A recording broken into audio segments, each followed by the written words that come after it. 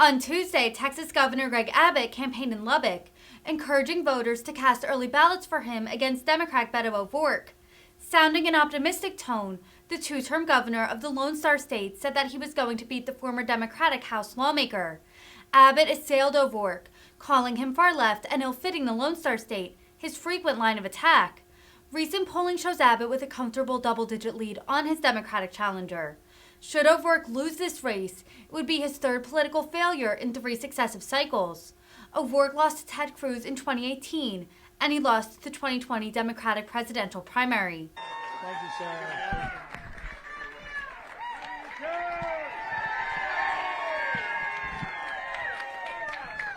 Thank you for being. Say it again. Great to be here in Lubbock, Texas. Look at everybody in this fabulous room. Listen, the room is so packed.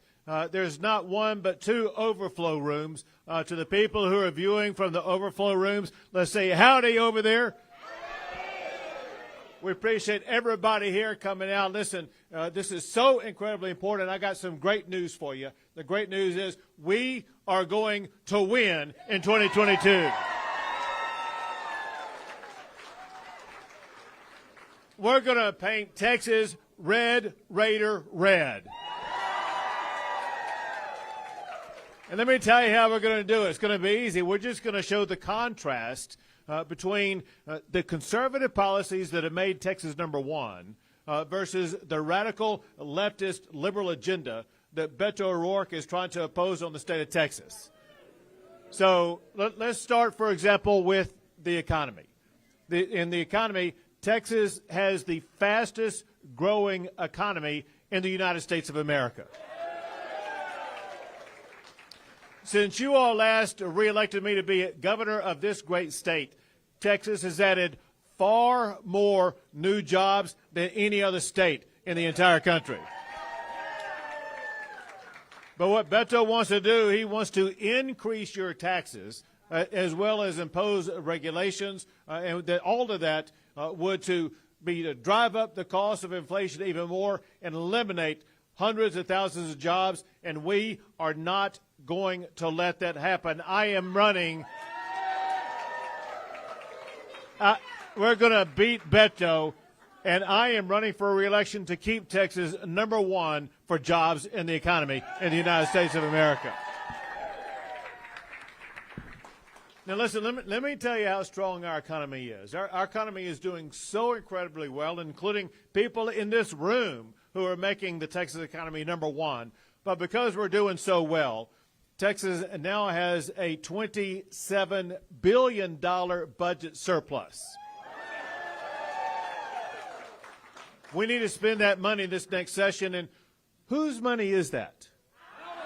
You are exactly right. And that's why I want to take at least half of that budget surplus, $13.5 billion, and return it to you, the people of Texas, with the largest property tax cut in the history of this state.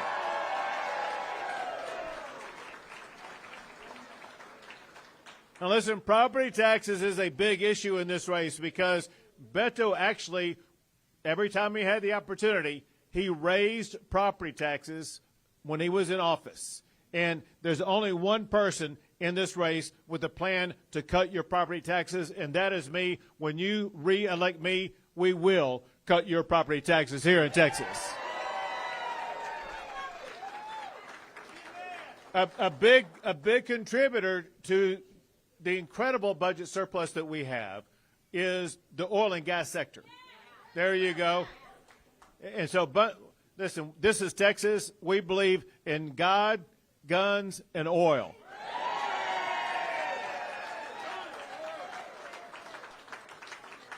But here's the deal, that because of the money that's been flowing in, that's the surplus that we have because of the oil and gas sector. Texas ranks #1 in America for the production of oil and gas. Beto wants to destroy that ranking because Beto has embraced the radical leftist ideology of the Green New Deal. The Green New Deal would destroy the production of oil and gas. It would eliminate hundreds of thousands of high-paying jobs, and it would eliminate the miracle that we have in the state of Texas, and we are not going to let that happen. I'm running for re-election to keep Texas the #1 state for producing oil and gas in the United States of America and keep America energy independent. You know, one of the wackiest, most radical leftist ideologies that Beto's campaigned upon is promoting wokeism in our schools. Teaching our kids things like critical race theory. He said teachers can teach whichever version of history they want to teach. That is absolutely wrong. We know that parents are fed up by not being given information about what their kids are being taught. We are going to end that this coming session. Someone right there and some other people have signs that say parents matter. Listen, no government bureaucrat loves a child more than a parent loves their child. The parent is the one who has the right to make the determination of what's in the best interest of their child's education and their child's health care. We will put parents first, exactly where they belong. But listen, when it comes to critical race theory, I will not allow your taxpayer dollars to fund an education that will teach our kids to hate our country. We live in the best country in the history of the entire world, and we are not going to lose that now. And one reason why we're the best country in the history of the world is because of this man right here. He and we got several right here on the front row, and there's others around the room who wore the uniform of the mightiest military in the history of the entire country. Give it up for those who served in the United States military.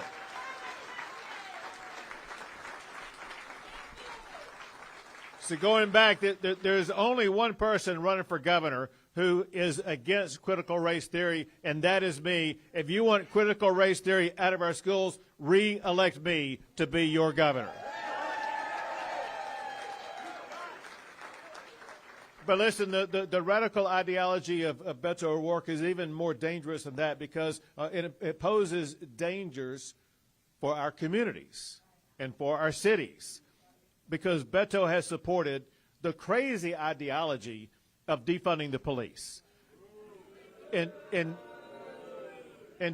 Texas, we don't defund police. We support our law enforcement officers, period.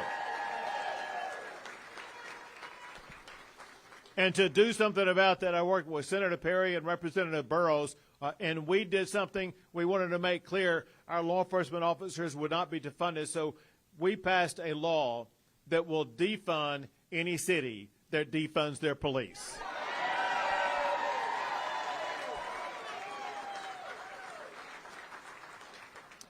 But even more dangerous and reckless than that are the open border policies that have been imposed by President Biden. You know, we see horrific things happening on the border. Total chaos is broken out. And despite that chaos, Beto said, there's no problem on the border. And he even said that he wanted to reduce immigration enforcement. He would do nothing but assist Joe Biden in his open border policies. We cannot let that happen in this state. So what Texas is doing, let's go back just 2.5 years ago. 2.5 years ago, we had the most secure border in 4 decades, the fewest border crossings in 4 decades. And in the past year, under Joe Biden, we have the highest number of illegal border crossings. More than 2.2 million people were apprehended coming across the border just over the past year. That is unacceptable, and Texas is stepping up and doing things that no other state has ever done. Texas is the first state in the history of the United States to build our own border wall to secure our state.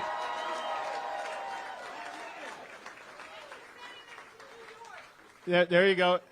And so so I'll tell you about that first. I will tell you that we have the National Guard on the border as we speak right now, as well as the Department of Public Safety, and they are turning back, they're repelling illegal immigrants from coming across the border, as well as arresting those who come in illegally.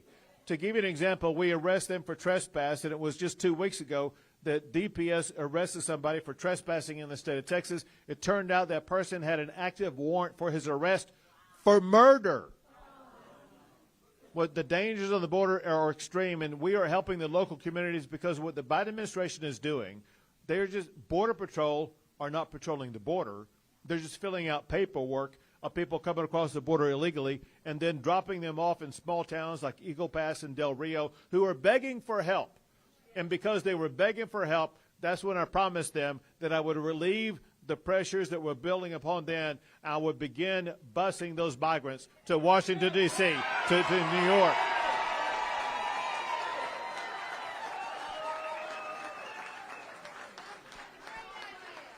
Just know this. There are buses en route as we're speaking right now. But listen, there is a lot at stake in this election. There's a lot at stake in this election. There's your taxes, your jobs, your safety, your freedom, your values. All of them are on the line in this election. And let me tell you the most important thing that I could tell you, and that is the winner or loser of this election is not going to be me. It's going to be you. It's going to be you and your families and your freedoms and your future.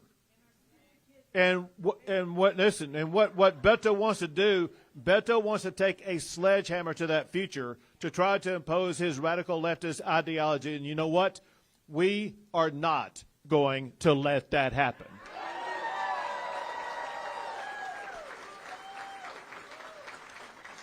We are going to beat Beto, and we're going to keep Texas the best state in the United States of America. But you know what it takes to get it done, because I heard you in response to the speakers before me. It takes one thing to get it done. It takes your effort to go vote. Now, I know, because I could hear, that many of you have already voted. But you've got a vote sticker on you right now. But I know there's some people here who have not yet voted. And so here's what I want to do. If you have not yet voted, I'm going to make it easy for you. Do not put off to tomorrow what you can do today. And so the closest voting location to where we are right now is the United Market. You know where it is, 2703 82nd Street. It's so close you can almost walk there. And if you have not voted, after I get through talking in 1 minute, we're going to start taking pictures. And then after we get through taking pictures, go down and cast your vote. But if you think that casting your vote is all that's needed to secure victory, you're wrong. You got to do more than that. You need to get others to go vote. This is going to be a high voter turnout election. And there's something you can do, because I can see in the hands of many people in this room right now, you have iPhones or whatever type of phone brand that you have. And what I know is in those phones is your contact list. And you need to go home after you go vote.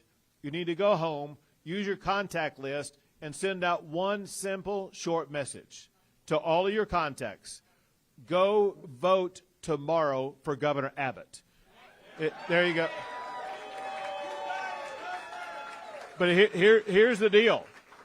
Here's the deal. They may not do that. And so you got to do it not just tomorrow, but the next day, and the next day, and the next day. You got to keep sending those text messages out until one of two things happens. One is they send you a picture saying, listen, I voted. Here's a picture of me voting. Or they'll send you a message back saying, if you ever text me again. Either way, you will have hit pay dirt and know that you will have achieved what needed to be done.